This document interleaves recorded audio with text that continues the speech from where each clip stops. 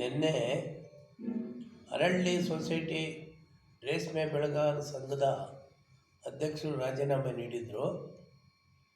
ಆ ರಾಜೀನಾಮಾ ಪ್ರಯುಕ್ತ ವರ್ತೂರು ಪ್ರಕಾಶ್ ಅವರು ನೂತನವಾಗಿ ಅಧ್ಯಕ್ಷ ಆಯ್ಕೆ ಮಾಡಿದ್ರು. ಅವರಿಗೆ ಧನ್ಯವಾದಗಳು. ಅಧ್ಯಕ್ಷರು ವಿ ಶ್ರೀನಿವಾಸ್, ನಾನು ಬಸವನತ್ತ ಗ್ರಾಮ, ಕೋಲಾರ ತಾಲೂಕು. ಸೊಸೈಟಿ ಒಳಗೆ ಯಾವುದೇ ವಿಧವಾದ ಅಕ್ರಮ ಚಟುವಟಿಕೆಗಳಿಗೆ ಅವಕಾಶ ಇಲ್ಲ. ರೈತರಿಗೆ ಕಾನೂನುಬದ್ಧವಾಗಿ ಏನು ಸಾಲ ನೀಡಬೇಕೋ ಅದಕ್ಕೆ ನಾವು ದುಡಿಯೋಕ್ಕೆ ರೆಡಿಯಾಗಿದ್ದೀವಿ. ಎರಡನೇದು, ಸಾಲ ಕೊಡೋದಕ್ಕೆ ಎಲ್ಲ ಕಡೆಯಿಂದನೂ ನಾವು ಪ್ರೆಜರ್ ತರ್ತಾಯಿದ್ದೀವಿ. ಗೌರ್ಮೆಂಟ್ ಮೇಲೆ ದುಡ್ಡಿಲ್ಲ, ಆದ್ದರಿಂದ ತಾವೆಲ್ಲ ಸಹಕರಿಸಬೇಕು. ಯಾಕಂದರೆ ನೀವು ಮೀಡಿಯಾವರಿದ್ದರೆ ಮಾತ್ರ ಅದು ಅವಕಾಶ. ರೈತರಿಗೆ ಗೊತ್ತಾಗಲ್ಲ, ಇವ್ರು ಸಾಲ ಕೊಡಲಿಲ್ಲ ಅಂತಾರೆ. ನೀವಿದ್ದರೆ ಸಹಕಾರ ಗೊತ್ತಾಗ್ತದೆ, ಗೌರ್ಮೆಂಟ್ನಲ್ಲಿ ದುಡ್ಡು ಹಣ ಇದೆಯಾ ಇಲ್ಲ ಅನ್ನೋದು ನಿಮಗೆ ಗೊತ್ತಾಗುತ್ತೆ. ಆ ವಿಷಯದಲ್ಲಿ ನೀವು ರೈತರಿಗೆ ನಿಮ್ಮ ಮುಖಾಂತರ ತಿಳುವಳಿಕೆ ಕೊಟ್ಟರೆ ಅವ್ರಿಗೆ ಗೊತ್ತಾಗುತ್ತೆ, ಹೌದು ನಿಜ ಇವ್ರ ಹತ್ರ ದುಡ್ಡಿಲ್ಲ ಅನ್ನೋದು. ಈಗ ನಫಾಡ್ ಸ್ಕೀಮ್ನಲ್ಲಿ ದುಡ್ಡು ತಂದು ರೈತರಿಗೆ ಸಾಲ ಕೊಡಬೇಕು ಅಂತ ಒಂದು ತೀರ್ಮಾನ ತಗೊಂಡಿದ್ದೀವಿ. ಆ ತೀರ್ಮಾನ ಸಕ್ಸಸ್ ಆದರೆ ಎಲ್ಲ ರೈತರಿಗೂ ಸಾಲ ನೀಡಲು ಸೊಸೈಟಿ ಮುಂದಾಗಿದೆ. ಕೊಡುತ್ತೇವೆ, ಏನು ತೊಂದರೆ ಏನಿಲ್ಲ. ಎರಡನೇದು, ಈಗ ಸರ್ಕಾರ ಹಗ್ಗ ಜಗ್ಗಾಟ ಆಗೋದರಿಂದ ಸ್ವಲ್ಪ ವಿಳಂಬವಾಗಿದೆ. ವಿಳಂಬಕ್ಕೆ ನೀವು ಎಲ್ಲ ಸಹಕರಿಸಬೇಕು. ಸಹಕರಿಸಿದ ಮೇಲೆ ನಾವು ಹಣ ಬಂದರೆ ನಿಮ್ಮನ್ನು ಕರೆಸಿ ನಿಮ್ಮ ಮುಂದೆನೇ ರೈತರಿಗೆ ಸಾಲ ವಿತರಣೆ ಮಾಡಲು ನಾವು ಸಹಕರಿಸ್ತೀವಿ. ಇದೆಷ್ಟು ಅವಧಿಗೆ ನೀವು ಆಗಿದೆ? 2.5 ವರ್ಷನ 5 ವರ್ಷ? ಇಲ್ಲ, ನಮ್ಮದು ಇನ್ನೆಲ್ಲ 5 ತಿಂಗಳು ಅಷ್ಟೇ. 5 ತಿಂಗಳಿದೆ. ಎಲೆಕ್ಷನ್ ಬರುತ್ತೆ. ಎಲೆಕ್ಷನ್ ಬಂದ ಮೇಲೆ ತಿರುಗಿ ಬಾಡಿ ಚೇಂಜ್ ಆಗಲೇಬೇಕು. ನೋಡೋಣ, ಎಲೆಕ್ಷನ್ ಜಿಲ್ಲಾ ಪಂಚಾಯತ್ ಹೋದಂಗೆ ಹೋಗ್ಬಿಡ್ತದ ಇಲ್ಲ ಮುಂದೆ ಬರ್ತದ ನೋಡಬೇಕಲ್ಲ. ಜಿಲ್ಲಾ ಪಂಚಾಯತ್ ಒಂದು ಟರ್ಮೇ ಆಯಿತು, ಇದುವರೆಗೂ ಬರಲಿಲ್ಲ. 6 ವರ್ಷ 7 ವರ್ಷ ಆಯಿತು. ಈ ನಮ್ಮದು ಹೆಂಗೆ ಹೇಳೋಕ್ಕಾಗುತ್ತೆ? ಗ್ಯಾರಂಟಿ ಬಂದರೆ ನಮ್ಮ ಅದೃಷ್ಟ. ನೀವೆಲ್ಲ ಇರ್ತೀರಿ ಜೊತೆಯಲ್ಲೇ ಸಹಕರಿಸ್ಕೊಂಡು ನಮ್ಮನ್ನು ಹೆಚ್ಚಾಗಿ ಬೆಳೆಸೋಕ್ಕೆ ನೀವು ಅವಕಾಶ ಮಾಡಿಕೊಡ್ತೀರಿ, ತೊಂದರೆನಿಲ್ಲ. ಬರಿಲ್ಲ ಅಂದರೆ ಸ್ವಲ್ಪ ದಿವಸ ವೆಯ್ಟ್ ಮಾಡಬೇಕಾಗುತ್ತೆ. ಆಮೇಲೆ ಸ್ಥಳೀಯ ಶಾಸಕರ ಅನುದಾನಗಳೇನು ಅಂಥವಿಲ್ಲ ಕೋಲಾರ? ಅದೇ ಈ ಸದ್ಯಕ್ಕೆ ಏನು ಇದು ಅನುದಾನಗಳು ಬೇರೆ ಕಡೆ ಬರೋ ಅನುದಾನಗಳು ಸೊಸೈಟಿಗೆ ಏನು ಸಿಕ್ಕಲ್ಲ. ಕಾರಣ ಏನಂದರೆ ಸೊಸೈಟಿಗೆ ನಬಾರ್ಡ್ ಸ್ಕೀಮ್ನಲ್ಲಿ ಕೊಡಬೇಕು, DCC ಬ್ಯಾಂಕ್ನಿಂದ ಕೊಡಬೇಕು. ಇಷ್ಟು ಬಿಟ್ಟರೆ ಬೇರೆ ಯಾವುದೇ ಸ್ಕೀಮ್ಗಳು ಸೊಸೈಟಿಗೆ ಅನ್ವಯಿಸಲ್ಲ.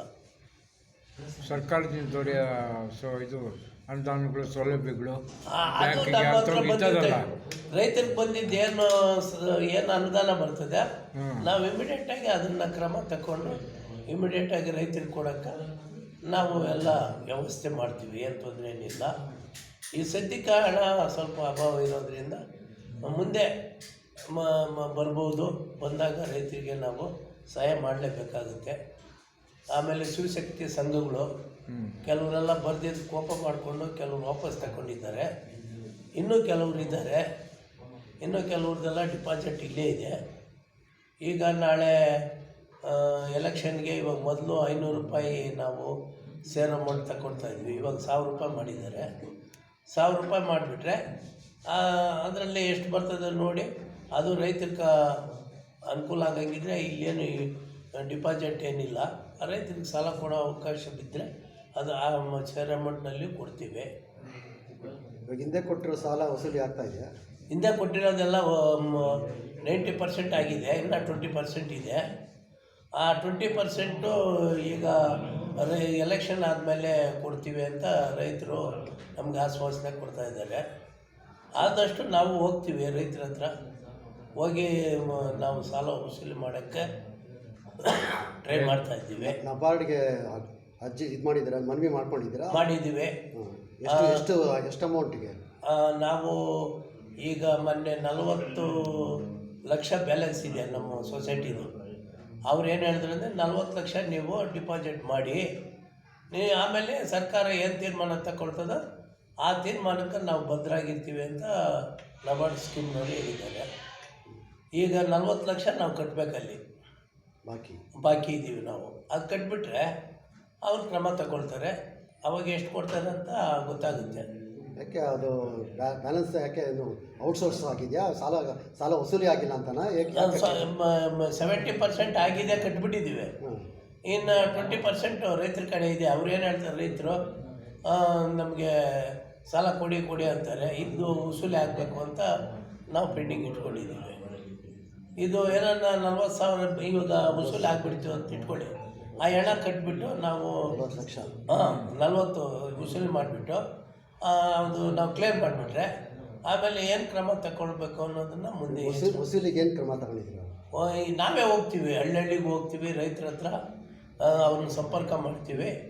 ಅವ್ರು ಕಟ್ಟಬೇಕಾಗಿರೋದು ಎಷ್ಟು ಕಟ್ತಾರೆ, ಎಷ್ಟು ಇನ್ಸ್ಟಾಲ್ಮೆಂಟ್ ಕಟ್ತೀನಿ ಅಂತ ಹೇಳ್ತಾರೆ, ಅಷ್ಟು ಇನ್ಸ್ಟಾಲ್ಮೆಂಟ್ಗೆ ನಾವು ಹೋಗ್ಬೇಕಾಗ್ತದೆ. ಒಂದೇ ಸಾರಿ ಕಟ್ಟೋದ್ರೂ ಕಟ್ಟಲ್ಲ, 2 ಇನ್ಸ್ಟಾಲ್ಮೆಂಟ್ ಕೊಡಬೇಕಾಗ್ತದೆ, 3 ಕೊಡಬೇಕಾಗ್ತದೆ. ಆ ಪ್ರಕಾರ ಕೊಟ್ಟಂಗೆಲ್ಲ ನಾವು ತಗೊಂಬರ್ಬೇಕಾಗ್ತದೆ. ನೀವು ಅಧ್ಯಕ್ಷರಾದಮೇಲೆ ವಸೂಲಾತಿಗೆ ನೀವು ಹೋಗೋಕ್ಕೆ ಪ್ರಯತ್ನ? ನಾವು ಹೋಗ್ತೀವಿ, ನಾವು ಹೋಗಬೇಕು. ನಾವೆಲ್ಲ ವಸೂಲು ಮಾಡಿ 40,000 ಕಟ್ಟಕ್ಕೆ 40 ಲಕ್ಷ ಕಟ್ಟಕ್ಕೆ ವ್ಯವಸ್ಥೆ ಮಾಡಬೇಕು. ಅದು ನಮ್ಮ ಫಸ್ಟ್ ಗುರಿ. ಯಾಕಂದರೆ ರೈತರಿಗೆ ಸಾಲ ಇದ್ದರೆ ಸೊಸೈಟಿನಲ್ಲಿ ಚಟುವಟಿಕೆ ಚೆನ್ನಾಗಿ ನಡೀತದೆ. ಇಲ್ಲಾಂದರೆ ಎಲ್ಲಿನ ಕೆಲಸ ಅಲ್ಲೇ ನಿಂತೋಗುತ್ತೆ. ಆದ್ದರಿಂದ ನಾವೇ ವಸೂಲಿಗೆ ಹೋಗೋಣ ಅಂತ ನೆಕ್ಸ್ಟ್ ವೀಕ್ನಲ್ಲಿ ಒಂದು ಪ್ರೋಗ್ರಾಮ್ ಹಾಕ್ಕೊಳ್ತೀವಿ. ಹಳ್ಳಿಗೂ ನಾವು ಭೇಟಿ ಕೊಡ್ತೀವಿ. ಭೇಟಿ ಕೊಟ್ಟು ಇದು ಮಾಡ್ತೀವಿ. ಸರಿ ಸರ್, ಥ್ಯಾಂಕ್ ಯು.